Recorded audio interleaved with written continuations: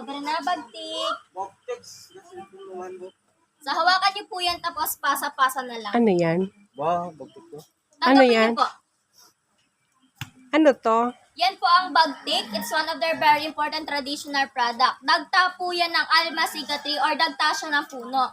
Almasiga tree grows in a higher elevation at least 2,000 feet above sea level. Sa una, stick liquid lang po yan siya, pero titigas po yan after a weeks or a month. Kapag matigas na, yun na yung time para i-harvest nila yung bagtik. So yung bagtik, hindi lang po siya basta dagta kasi yan ang main ingredient sa paggawa ng fiberglass, varnish, nail polish, paints, and other related products. Bakit, Mama? Bakit? Boktex. So this is their native backpack po. They call this one bakid. So bakid is made out of rattan, so matibay po siya. And ginagamit nila ito para mag-carry ng product nila katulad ng bagtik. So they put bagtik here. At kapag puno na, tinatalian po nila yan dito para yung produkto nila hindi mahulog. Akin po, yung gatos ko eh. So kapag mabigat na daw po, aside from shoulder strap, mayroon silang head support to carry more weight. At ang Palauan tribe, they love music. So, meron silang sariling mga instruments. Meron silang native drum, which they call gimbal. Meron din silang agong-argong at yung maliit sanang. At ngayon po, i-play nila lahat ng instruments na yan. Ang set na tinatawag na basal or basal set po.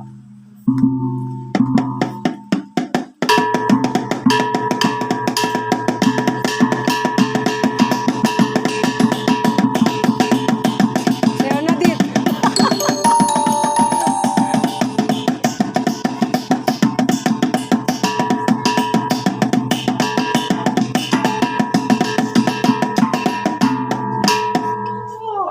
So, back in the mountain, pinipili nilang basal set all night long. During rituals, yung mga babae tapos yung mga bata sa tribe nila, they dance with the beat po. Pero dito, they don't Ay, ang ganda ng para gitara nila, mag-entertain ng tourists or ng visitors. Ang mga tribal dances ay rituals, lahat yun Baka sagrado. maiwan mo. So, before the arrival of 6 strings or yung mga modern na gitara, ang Palauan tribe, meron silang 2-string na guitar. Yan po ay one of the first guitar here in the Philippines, and they call that kudyapi or kudlungan.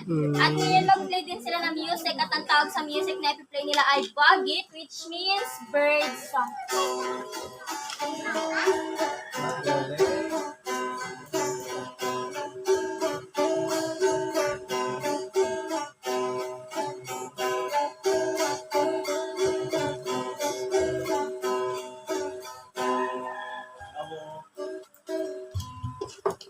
So, meron din po yan silang aruding. Ang aruding naman gawa sa piece ng palm tree and they put beeswax to adjust the sound. So, piniplay nila ang aruding through vibration of their mouth.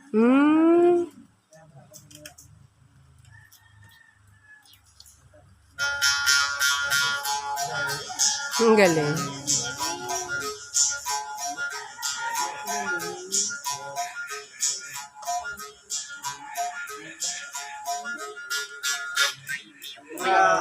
Yeah, very good. Oh, wala ba kayong mga kamay? Their mouth. Palakpakan! And Di ako back in the makapalakpak mountains eh. po, ang Palauan tribesmen, hunter-gatherers din. Part na ng cultures nila ang paghahunt ng mga hayop. At saka source of living din po kasi nila yun sa bundok. Pero nagtatanim din po yan sila ng mga root crops kapag tagulan lang. And the rest of the year po, they hunt animals. So meron silang 2 kinds of spears. Maraming surang kayo po nilit natin. So ito po ang legal, ito naman ang surayang. These 2 spears, 100 years old na po siya. Nanggaling pa sa mga ninuno nila at pinapasa nila generation after generation. Pinapalitan lang ng handle kapag nasisira. Ang surayang ang very special kind of spear ng tribe. Mukha lang siyang harpoon, pero hindi nila ito ginagamit sa pangingisda. Ginagamit nila ito sa malaking hayop katulad ng mga baboy ramo. But they do kapag ang target ay visible na, itong surayang, ibabato nila ito from a distance. So, kapag ang metal ay tumama sa target, mag-i-stack po siya dahil sa tukok. So, yung purpose nun. Kapag ang target nag-try na tumakbo, nag-ihiwalay ang dalawang to. So, yung handle, siya po yung mag-serves as anchor, angkla. So, sasabit po siya sa mga puno or sa mga damo. Yan po ang smartest way ng tribe para isin nila na ma-trap yung target. At kapag gusto naman po nilang i-capture, gagamitin naman nila ito. So, basically, ginagamit nila ito for trapping at itong ligid for capturing or killing the target. At ang Palauan tribe, hindi yan sila gumagamit ng pana. Meron yan sila sariling blow dart or blow gun. Sa Pukanan in their dialect, sumpit naman siya sa Tagalog. Sa bundok po kasi usually nagahan sila ng birds and ng squirrels, partner ng diet nila. So as a hunter, may ginagamit sila how to attract birds and squirrels. So let's listen to the sound of tampions. Para po siyang whistle that can imitate the sounds of birds and squirrels.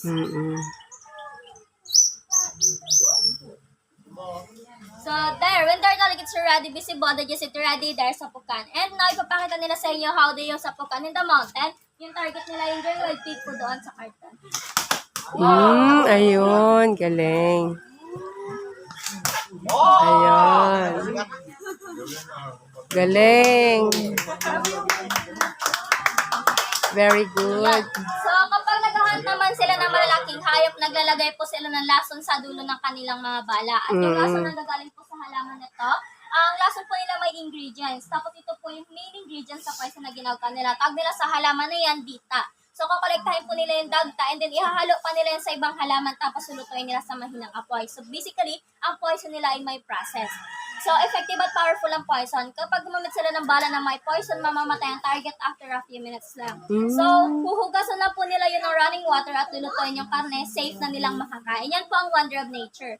But kapag tinamaan po nila yung tao, it's either kayo pa yun or sila, say goodbye na lang, wala pong antidote sa poison na hanggang ngayon. Kawawa. So, dito po, we avoid na mag-shoot pa sila ng animals and hindi na po nila kailangan mag-shoot ng animals kasi araw-araw po may share sila dito. Araw-araw po binubuksan namin itong donation box at pabibigyan namin sila ng allowance sa mga gawa din nilang produkto na nabibili tapos sa pictures po na ina-avail. Na-share po sila. At dahil po po, yung share nila, binibigay yan tapos binibili po nila sila sa market na.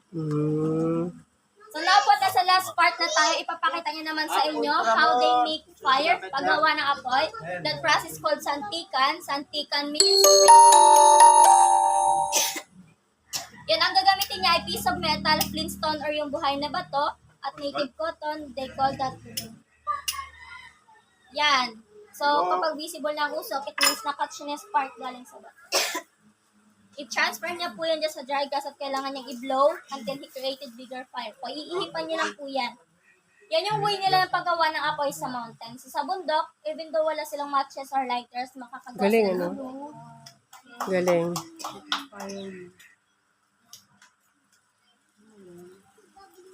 So, iihipan niya lang yan.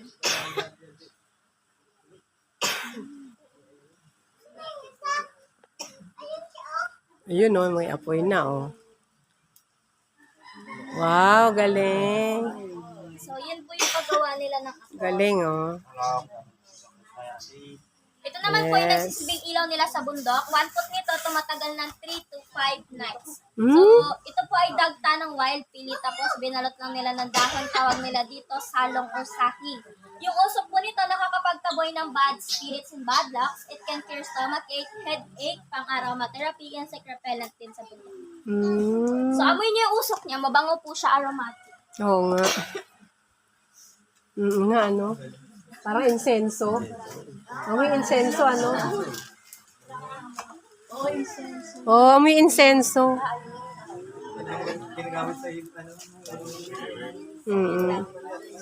Okay, that's all for my culture sharing. Thank you po for listening. If you want to know more information about the tribe, like how it all started, sa likod po yung information. Meron po kami dito donation box. It's for the sustainability of this project po. If you want to give them something, you can put it here at the donation box. And kung gusto nyo pong bumili ng gawa nilang produkto, doon po sa souvenir shop na yun, pwede po kayo mag-drop by mamaya. And you can try the one of the best coffee in town, the Cebet Coffee from Cebet Cat po. Oh, Cebet And now you can Coffee. interact with the tribe. You can take photos with them, together with their alphabet po, tsaka sa bahay nila. And also, meron din po silang pet. Yung pet po nila ay python and venomous, python snake po yun. Meron din po kami mga officially photographers. I suggest po na yung mga photographers na lang namin yung mag-picture sa inyo kasi meron po tayong limited time and meron na po ibang group na aakyat ulit. So na po you can take photos, group by group na lang po siguro. Okay. Yung snake po pala, free po yung pagpipicture doon, wala pong bayad. You Saan can take yun? photos po. Snake? Ilalabas nila yung bayad. Ayun na, yun ang snake. Hindi nanunuklaw yan. Hindi po. Oh, dilaw yan eh, yung ano yan, babait yan. Albino python. Ayan, picturean mo ako doon pa. Yun, dali oh.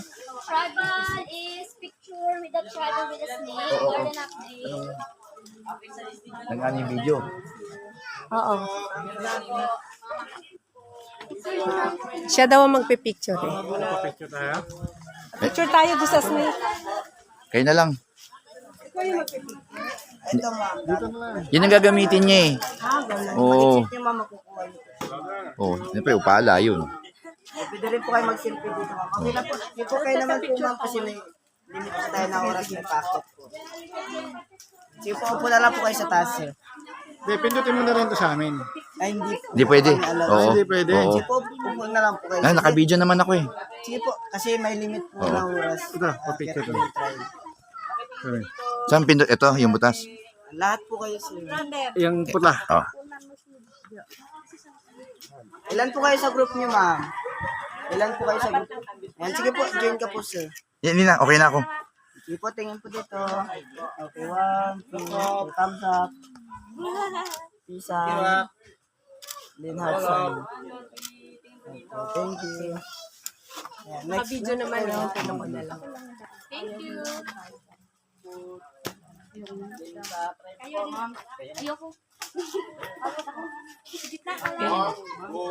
Te, hawak tayo. Ate Nini. Ate Nini ka lang.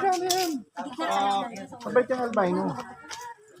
Excuse lang po sa gilid, ma'am. Gitna ka lang mo lang sa. Okay naman po, ma'am. Sige, videoan mo na lang kami. Siya na nang pipicture. Si Prani na lang picture. Ikaw video ka na. Sana si Ate Jo? Opo, group picture na lang po. Hindi po yan nangagat, sir. Sa likod po, ma'am. Huwag nila sasakli sa asakpan. Pakihold na lang po para hindi maglayla. Doon ka sa harap po. Okay, pa-excuse lang po sa gilid, sir. Sorry po, sir. Sige, sige. Okay, tingin po dito. 1, 2, 3. Pasiriyan. Okay, dito na. Okay, dito naman po, sir. Dito po, sir. Tingin po dito, sir. Tingin po. Okay, tingin po dito, sir. Okay. Okay na po. Sa tribe po ang dito, tapos pwede po kayo pumunta sa tribe. Yan. Ikaw naman yan. Pwede yan lutuin, no? Lutuin. Wala kaming alaga. Wala na. Kasama mo si Mian. Okay, pa-excuse lang po sa gilid, sir. Okay, tingin po dito, sir. Ay, ma'am.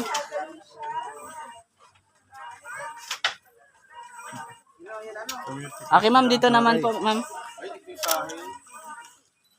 Okay, salamat. At tara.